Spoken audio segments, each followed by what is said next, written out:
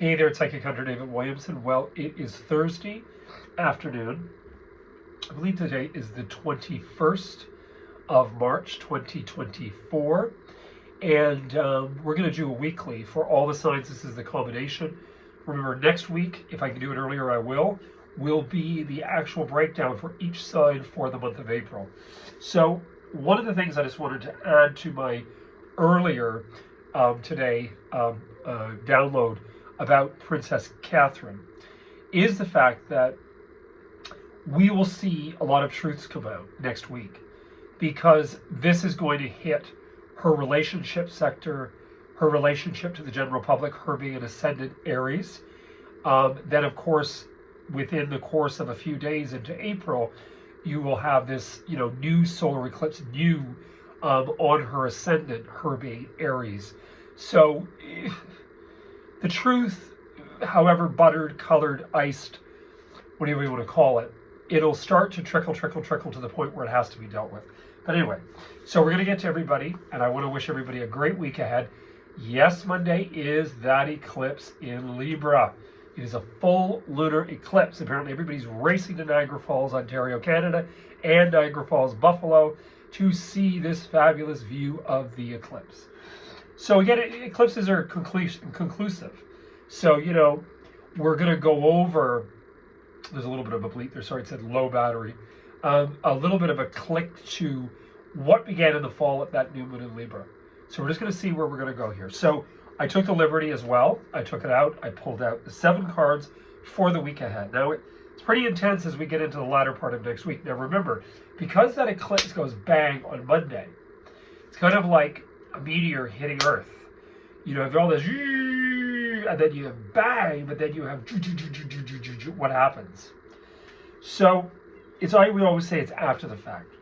So the beginning of the reading in here is that, relatively speaking, today, tomorrow, it can actually be kind of good. Get out tonight, it's Thursday night, it's restaurant night, it's have a cocktail night, blah, blah, blah.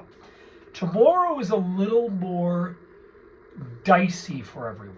There's this indecisiveness, there's this I don't know, there's Two of Swords, like, what if, maybe, I don't know. And then there's this Three of Wands energy, which hits for, Saturday.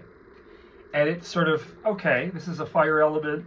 It can actually be action where the two has come together and the third steps in and let's go.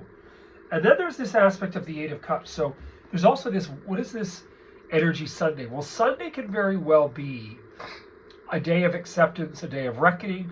This often is portrayed where somebody is leaving. A lot of the Rider deck, there's many numerous sets of tarot that represent the Eight of Cups as in an individual leaving. That, hey, things are okay, but I'm not fulfilled and I don't feel happy and something's missing and you're not adhering to what I need and want and blah, blah, blah. So there's something about giving up. Now remember, anybody linked to, on one level or another, we all sort of have it somewhere, the aspect of this Libra. Libra with the South Node, which is activated into Monday, has to do with what are we giving up? What is the relinquishing? Is it as simple as leaving? It is simple as selling? It is simple as acceptance? Is it as simple as cognizance and understanding that I need to be able to do more? I need to do my art. I'm not feeling fulfilled. So this is, again, something to do with really feeling a little funny Sunday. Now remember, this does not have to be depression. You still have cups going on here. Remember, cups are emotional, but they're not negative. This is one step away from wish, the 9. So some clients will say to me, and other people that are, affiliated to what I do, the Eight of Cups is so depressing. I don't know if I believe that. What's depressing? Depressing is you make this fabulous cake for somebody's birthday, you turn around and it falls off the plate on the floor. That's depressing. Not for the retrievers, but for the rest of us, I'm not eating that off the floor. So, then we have hectic. Then we have hectic energy. So, we get into the Monday, Tuesday, Wednesday. Right, so just jumping all the way to next week at this time. We have the Devil. Okay? But we also have he said, she said, oh my God, news, blah, blah, blah, blah, blah, blah. And we have the Tower. So, has everybody had this? Yes. Has every other astrologer spoken about it? Yes. The devil and the tower to me are really odd energies. First of all, the tower is, try as you might, you're not going to control this. You're not. You can eat the best food and still feel ill. You can go out and just have one glass of wine and have problems. You can develop polyps like me. What are you going to do? Cry, run, scream, smash something? Shit happens. The devil to me is a little bit different. I mean, if somebody's a Capricorn, it just has to do with an innate essence of their personality.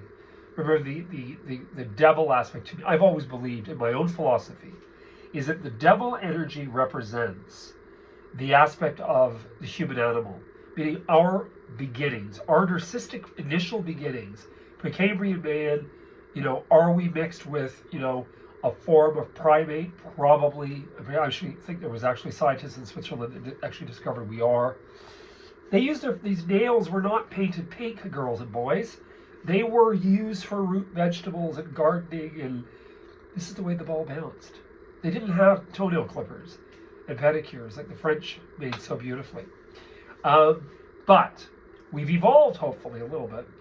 So all I can say to you is, don't necessarily, from my view, look at Monday as, oh boy. No.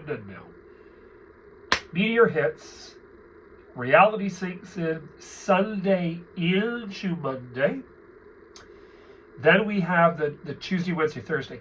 So as we go through the week, the shit hits the proverbial. We hear this. Oh my God, did you hear? Did you hear they broke up? Did you hear he left? Did you hear? These are things we're going to hear. Did you hear that they've withdrawn? Did you hear that this has gone on? I mean, these are the things we're going to hear. Because the full moon eclipse in Libra is ending. It's like somehow sacrificial. Did you hear such and such has died? You see, so this type of conclusion begets this outcome. Now, I think the lead-in with the devil and the tower is all of this energy between eclipses. And as we hit April 1st, we go also into a Mercury retrograde, which brings up all the energy from the previous Mercury retrograde cycle. And then, around that 7th, 8th, by then we're acknowledging what is hit with that new solar eclipse in Aries. So I just want you guys to understand, if it ain't going to grow, it ain't going to grow. If the flippin' boat's going to sink, you aren't going to do anything to keep Titanic going. So all I can say here is, live your joy. Have a very fun evening tonight and tomorrow. Definitely, I'm sure a few people will have their ears glued to CNN. I will not be. I'll listen to a little bit on YouTube if it's something sort of intellectually exciting. I can't hear that stuff over and over again. I've been in people's places and they've got, CP24 and CNN, and I honest to God have a flippin' migraine. I can't hear this stuff over and over. So, all I'm saying to you is, fasten your seatbelts. These are going to be the 2 weeks that if it's going to hit, just don't stand. My grandmother used to say, if you know what, if it hits the fan, don't be standing behind the screen door, you'll have freckles all over your face. We used to laugh around, God, the grandmother. She was a hilarious lady. Lived to 91. God bless Bessie. Anyway, I wish you guys all the best. I'm around. I'm working. You want to try to get in for a reading?